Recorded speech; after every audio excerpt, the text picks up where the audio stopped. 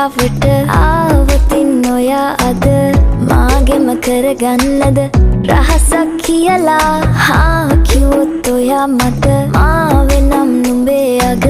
රැජිනිය සදහට මං දෙවරක් නොහිතා සැරෙන් සැරේ කෝලෙන් බල බලා ඇසේ අස්සෙන් බොරුවට එපා වගේ හිඳින්න එපා රවන්න එපා ටිකෙන් ටිකේ ආලෙන් පුරවලා හිතේ හිස්තැන් නුඹ මට හිතක් වටින කෙනා නිසා චුට්ටක් කතාවට ආවොතින් ඔයා අද මාගෙම කරගන්නද රහසක් කියලා කිව්වොත් ඔයා මට මාවෙනම් නුඹේ අග